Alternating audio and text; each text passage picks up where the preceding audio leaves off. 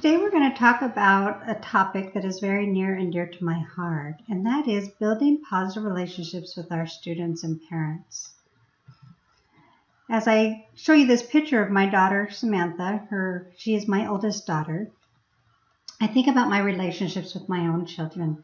I do have 3 daughters and 1 son, and each of them is very close to me because I have raised them to be independent, to empower them with learning, to launch them into the world, knowing that I did my very best in teaching. But part of that was building a strong relationship within our homes. Now, when we start to think of this in the schools, we look back to Harry Wong and his wife, Rosemary. This came from probably the 1970s, 1980s. I'm not sure how far back they are, but they said, the efficient and effective teachers know what they are doing and do things right consistently. Now, when we build effective relationships, we're doing the right thing for kids. We need to put the goal of teaching back onto the students and give them the education they deserve and they need. They need the focus to be on them. And then the learning comes. I love this quote by Dr. George Luck, who's a principal. He says, "You must capture a kid's heart to get to his head. If that's not where you start, please do another job instead. Kids must know you are to be true, and the key to that is without a doubt you." This is so true. Once we get the kids, once we get them to us, once we connect with them on a personal level,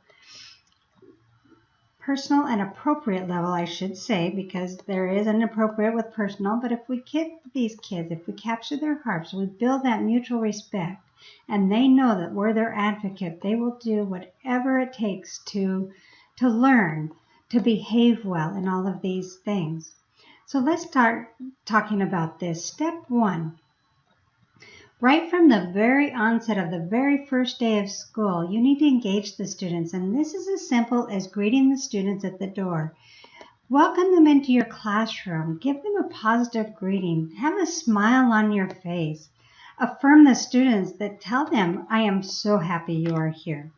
Now, I did this with my kindergarten students, my 4th and 5th grade students, even my high school students. I would greet them at the door every single time.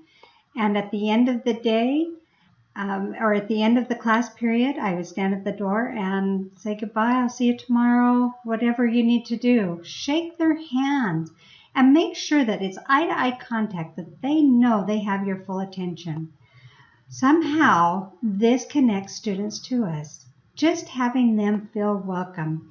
They say one of the scariest things about the first day of school is who they'll eat lunch with. That is the absolutely scariest thing. And so as a teacher, if we're standing at the door and welcoming them the very first minute of the day, can you imagine how much their self-esteem goes up? We affirm them that, hey, we want you here and we're going to walk through the entire day with you. So give them that full attention. They deserve that full attention always. The next step is to get in touch with them. Find out what's going on with them. Find out their needs. Find out their likes, their dislikes. I love interest surveys.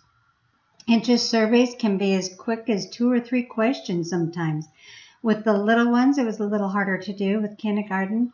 But by the time you get into 2nd grade and on up, they like telling you what they like to do. And having a sheet in front of me helps me memorize who each kid is, gets to know their names, gets to know their likes, their dislikes. And then I really go through their Coom folder after start of school. I don't look at the behaviors in the Coom folders because I think we as teachers tend to be a little too negative sometimes in the behaviors. So I'll look at their test scores, see where they are, see what their needs, academic needs are at that point. And then the behavior needs, I build on those myself. I really try to not listen to the teachers they had the year before. Eventually, bad behaviors come out, and that is normal, but I try to give them each a clean slate when they come into my room.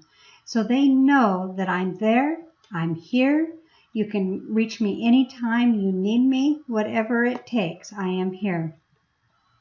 So at the early levels, this is easy. At the high school levels, they're a little bit more withdrawn, so you kind of have to pull it out of them.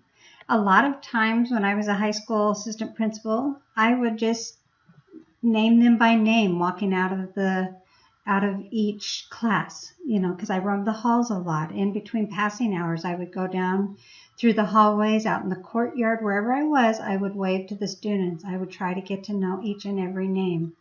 One of my best mentors in life was a high school principal in a small rural town. He had 750 in his high school, and he knew every single student's name.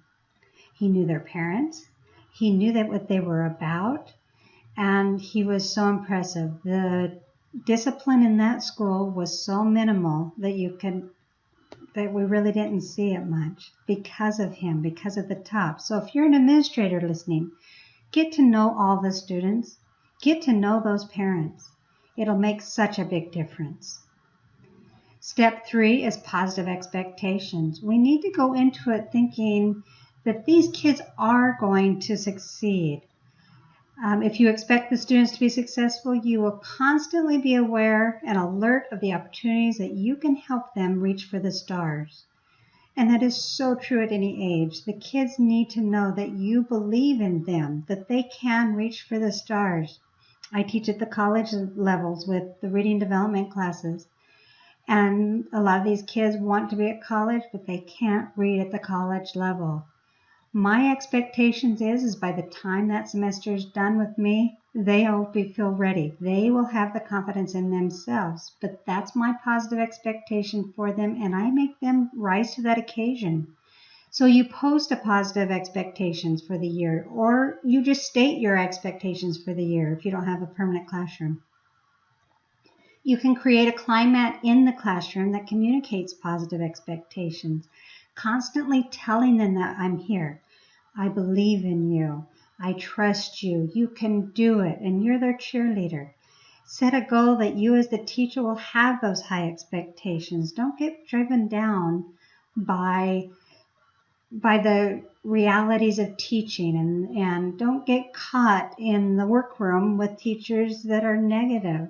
Leave the negative things at the door of your classroom. When you walk in, you're positive, and those children are yours to shoot for the stars. I truly, truly believe this. I have seen it in action. I have seen it work. And it's amazing what the kids will do when they know you're behind them. In the end, empower these children to grow. Great teachers teach their students to build bridges, facilitate their crossing, and then happily collapse those bridges and encourage them to build bridges of their own. Help them build those bridges, empower them, help them go out into the world and have positive influences around them. Help them know that they can learn, they're smart, they have the power to learn and to do something great in life. So how does all of this relate to parent relationships? The exact same tools I gave you here for working with students, I use with my parents. I engage them, I welcome them in. I find out about them. I find their interests, what they're about, what their family life is about. I give them positive expectations. I tell them, I expect to work with you. I expect to be a partner with you, hand in hand, because it does truly take a village to raise children. And you build those relationships back and forth. And then you empower the parents also, that they have a place in this classroom just alongside their children. One of the best things you can do is do positive phone calls home. Positive phone calls at the beginning of the year. Within the first week, I called every single one of my students, and I would talk to their parent. It was after I met them, after I knew a little bit about each of my students, I would call the parents, and I would tell them something great that I learned about their child. I had one little guy in kindergarten. His name was Tanner, and I called at the end of the first week. And the dad says, immediately he says, what did he do? What kind of trouble was he in? And it kind of took me back. It wasn't that I was calling to give him any negative feedback. It was that I wanted him to know how much I enjoyed Tanner in my classroom. And you know, that set the tone for a completely different year with little Tanner. So with Tanner, what I did is there was some issues that arose in the coming weeks, and so 2 more positive phone calls home. I would pick something out that he did wonderful, and I would call and tell the dad. And then by about the 4th or 5th call, it got to the point where I needed the dad's help. But I had made these positive phone calls home that in the end, he turned around and says, "What can I do to help you? I know you're here for my child." And that set the path for Tanner. You know, and this was kindergarten, so it set up a path for him to build upon that he carried off into the upper ages. And he became such a great student after those years.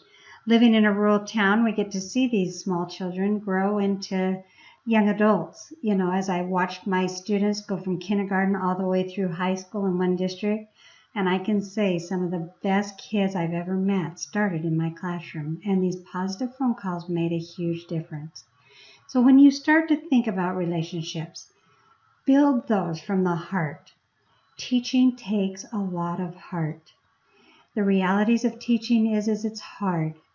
But the more you make your classroom a positive environment, the better off you will be in the long run.